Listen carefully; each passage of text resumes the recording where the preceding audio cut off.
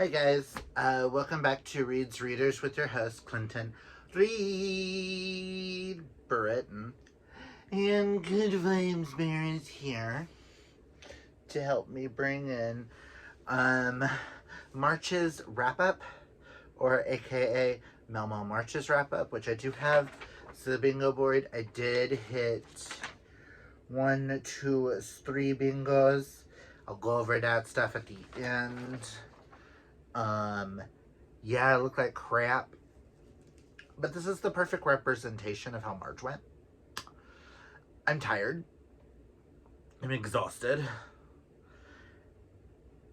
And I've read the least amount that I have in a while.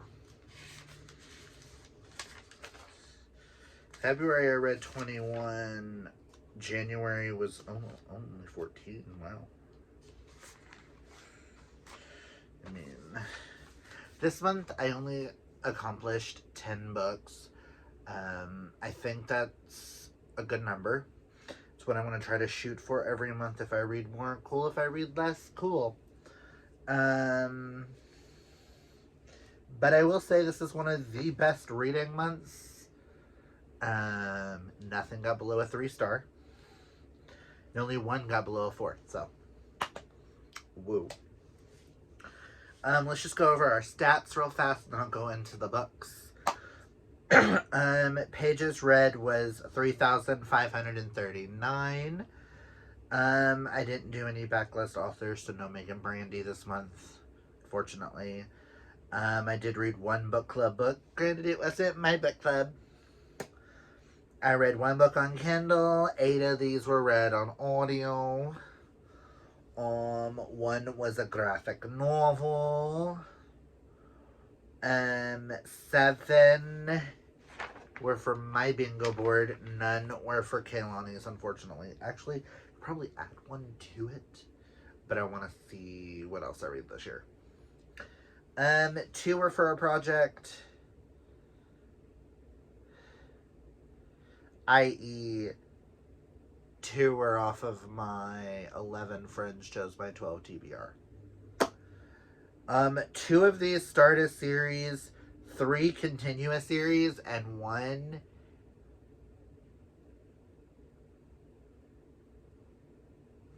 finishes.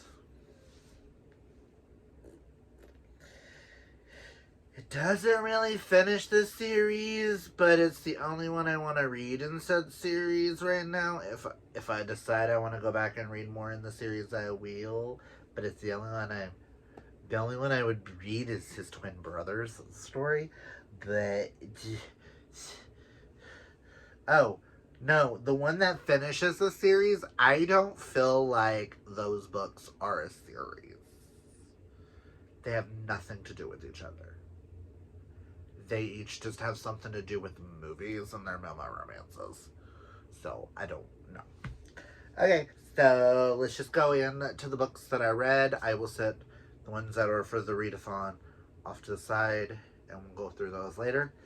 My 3-star was the graphic novel Young Men in Love, because this is an anthology. I only loved 2 or 3 of the stories in here. The rest got mostly a 3, so I gave it a 3.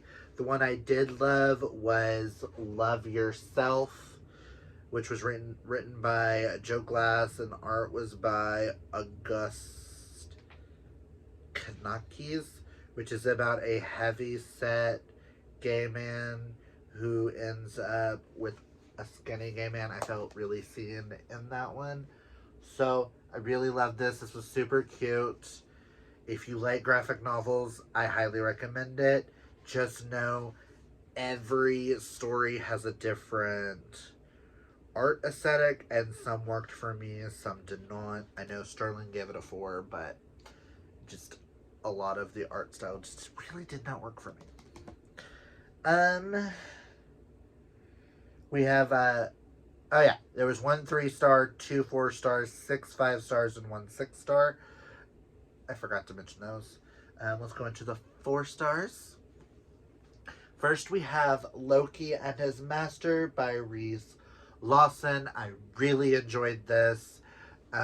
This is about, oh, what is his name? Thomas, whose entire family was murdered. So he goes to this witch. Thomas is a witch, by the way. He's supposed to be able to heal, but his powers don't work like the rest of his family's does. And he goes to a witch to help him with something to defeat the person who killed his family. And she ends up summoning Loki into a dead body, turning him into a here, and tying them together. And it's a romance between the two of them. That's all I'm going to say. Just know I am continuing this series. Book 2 is Hades and his witch. And I know book 3 is going to have a set from Egyptian mythology. So this was a lot of fun. I just thought there was a few things that kind of threw me for a loop when it came to Loki. So I couldn't give it a full 5 stars. But I really loved it. The other 4-star was The Fake Dating Game by Timothy Janovsky. This is my first Timothy Janovsky that I gave less than 5. You'll see another one in this list. This is about Holden James, whose boyfriend breaks up with him. He's still crying about his mother, so he still takes the vacation to LA to audition for a game show called Madcap Market, which is kind of like I don't know who here remembers from like the 90s, early 2000s Market. What was it? Grocery store sweep, market sweep, something like that. They had to run through the market and grab like certain items. That's what this was about. He meets Leo Min, and they decide to fake date and get on the show. And, things go from there. This was super cute. I really highly recommend it. I just thought it was a little too cheesy in certain moments, coming from the cheese master himself, that I couldn't really give it a full 5. It didn't pull out. I didn't really cry like I did with the other one, if that makes sense. Excuse me. I also read, now we're on to my 5 stars. I'm going to start with this one so I don't forget it. I did read on my Kindle Losers Part 1 by Harley LaRue, and I fucking loved it. I cannot wait to read Losers Part 2 next month. Like, I needs to know. I feel like everybody knows what Losers is about, which is about 4 men, 1 girl. The things that ensue. Please look up triggers. That's all I'm gonna say. Also, my personal favorite is Vincent. My boy V. Oh, I want to hug him and love him forever. Now let's get into the other 5 stars. First, we have Dead Heat by Patricia Briggs. This is book 1, 2, 3, 4 or 5.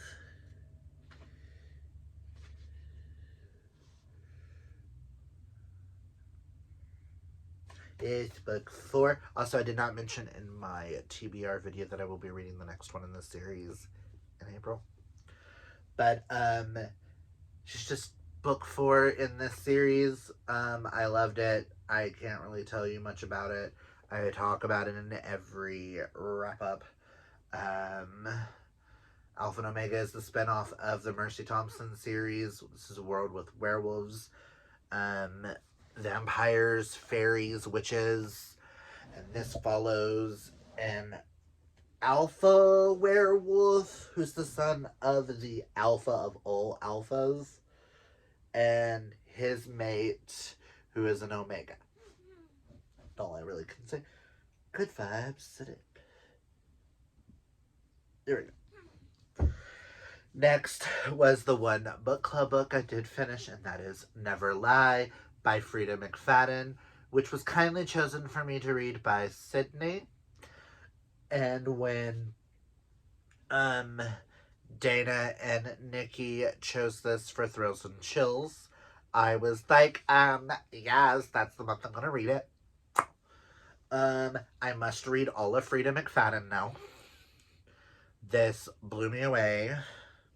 This is about a couple, Trisha and Ethan, who go to see a house and get snowed in there at this abandoned house in the middle of nowhere, which happens to used to belong to a psychiatrist by the name of Adrian Hell, who mysteriously disappeared. What was it, 3 or 6 years beforehand?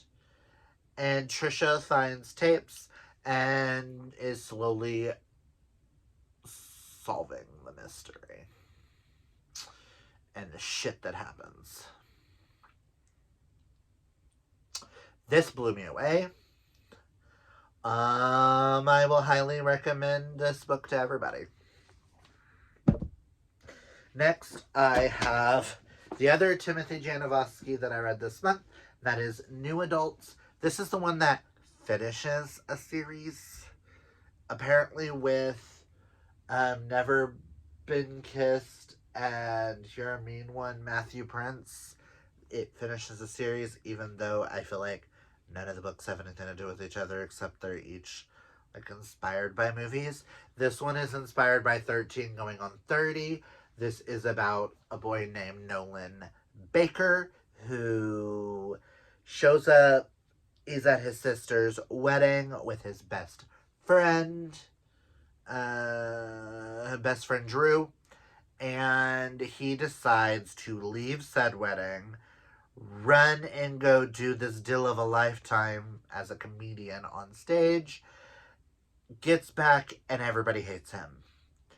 And there's a bag with magical stones that send him 7 years in the future.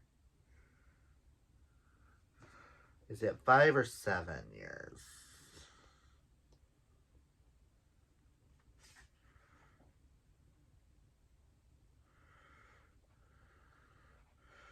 Want to say it's 7 years. And he is this big, hot comedian, but no one loves him. And the story goes from there. It is super cute. Fucking loved it. Highly recommend all Timothy Janovsky. I cannot wait for his next books.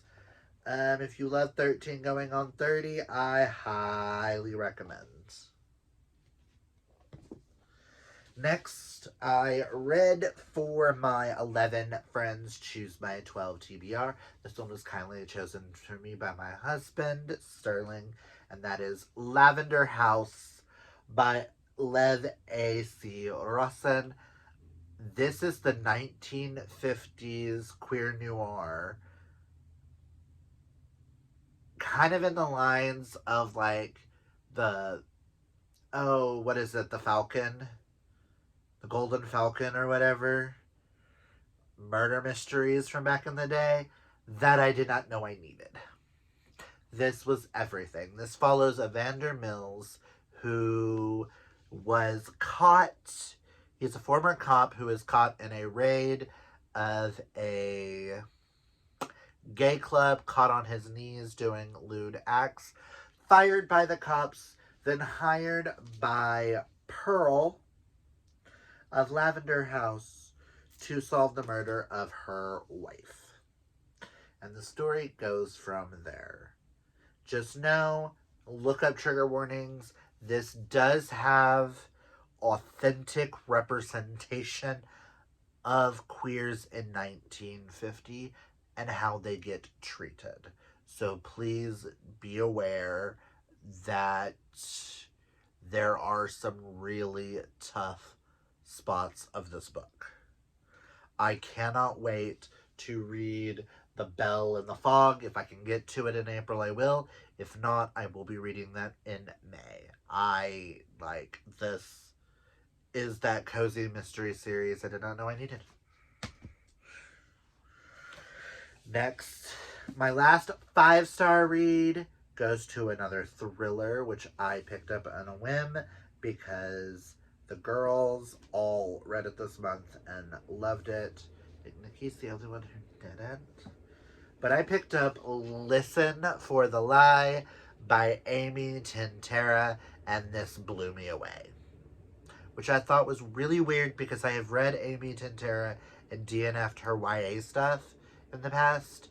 But this is a perfect murder. This is just a perfect thriller. This follows Lucy, who is having to return to her hometown in Texas to help her grandmother celebrate her birthday, to a town where everybody thinks she killed her best friend. There is also a podcast element where this podcaster by the name of Ben Owens is trying to solve the murder of Savvy, and her and Ben decide to team up and figure out what happens. The night Savvy was murdered, she was also attacked and has absolutely no memories of what happened that night. There are people who believe her, and there are a lot of people who do not. A lot in this town hates her. But this was amazing. The twists, the turns, the everything. I did not see this shit coming, and just highly recommend. And my 6-star book of the year, or the 6-star of the month, and is going to be in my top 3 favorite books of the year, is God of Fury by Rena Kent. This is the 5th book in the Legacy of God series, the only book in that series that I was even interested in. This follows Nikolai and, is it Brandon or Landon? One twin is Brandon, one twin is Landon. Okay, that's Nikolai's chapter. Brandon. I thought Brandon. This follows Brandon and Nikolai. Nikolai is Brandon's twin brother's arch rival. And there's just something about Nikolai that keeps pulling straight Brandon to him. And the things that ensue when you expect a mafia romance, I highly recommend you look up Triggers. There are a lot of things that go on in this. Just know this, Brandon and Landon, or Brandon and Nico are probably one of my favorite male-male relationships of all time. My favorite quote, it doesn't really spoil anything, but if you hate yourself, that's okay. I have enough love in my heart for the both of us. I love you enough to love you for the both of us. It was like a quote similar to that. It's on my phone. Just know, I bawled, I cried. I will be rereading this year.